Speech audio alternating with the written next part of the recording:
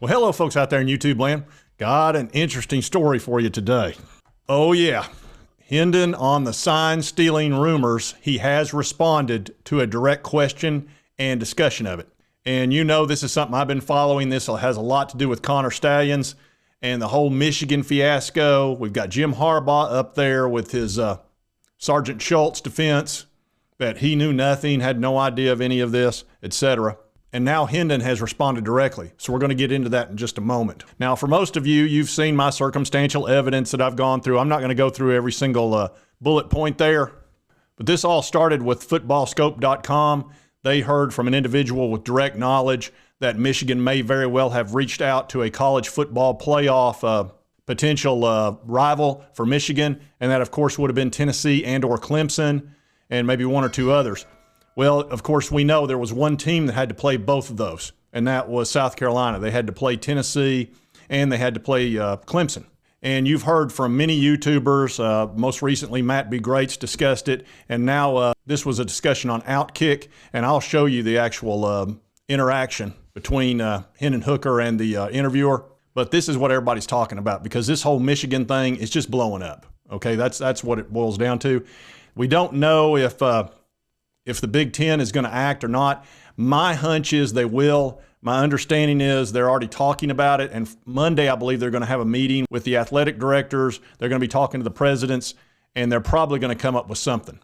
Now, the NCAA is going to take their good sweet time. They're going to take as much time as they possibly can.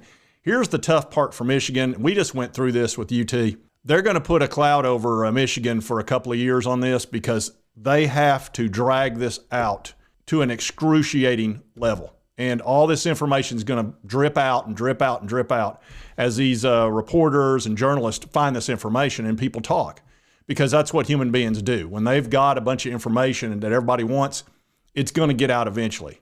But the NCAA is going to sit over there twiddling their thumbs and make the world wait. Well, we're waiting. Well, in the meantime, Michigan's got to recruit through all that crap. They've got the Jim Harbaugh situation. He's probably going to get suspended. I would think the Big Ten's going to do some silly slap on the wrist that really doesn't mean much, probably like a 2-game suspension for him, and they're not going to probably do anything to the team. And it's really, you don't want the players necessarily punished, but the coaches definitely.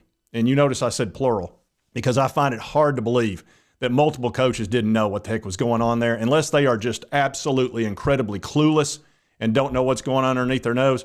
They had to know. I mean, give me a break. Guy sitting there telling you the plays in his ear, what they're going to do, and you're not going to question that? Give me a break.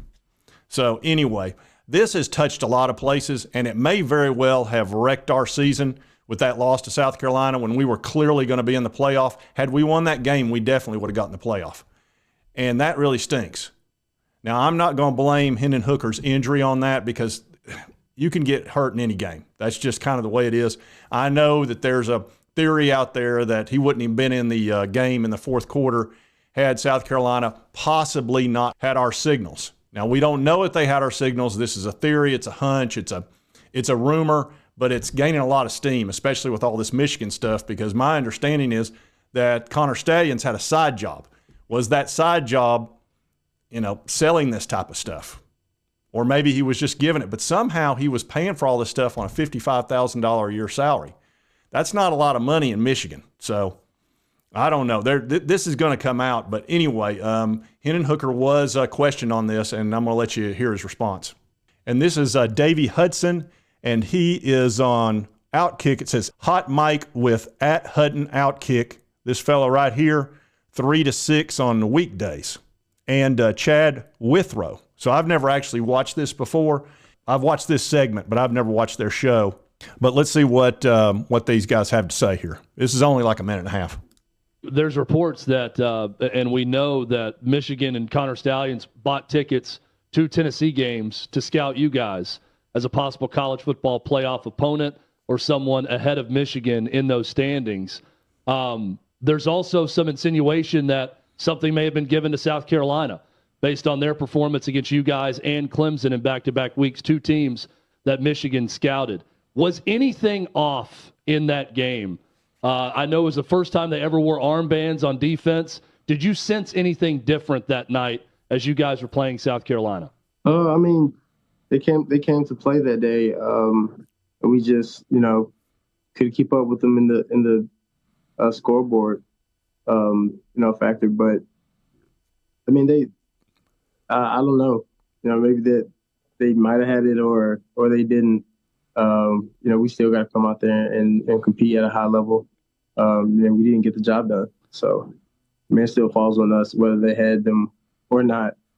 But it was still great to be able to go out there and compete at a high level. I had fun that game, leading up to the injury. But it was, he say, she say. Not really worried, if they did or if they didn't. We didn't finish the job. So, but it wasn't anything you guys talked about post game? No, it was more of just, man, I'm hurt. So that's what my mind was. Well, he certainly didn't shoot down the rumors. He said they might have. Now, he doesn't know. I'm sure he was concerned about his knee at the time. As you know, he blew out his ACL, very unfortunately, and that kind of cooked our season right then and there. Although Joe came back and played well in the last 2 games against not only Vanderbilt but also Clemson.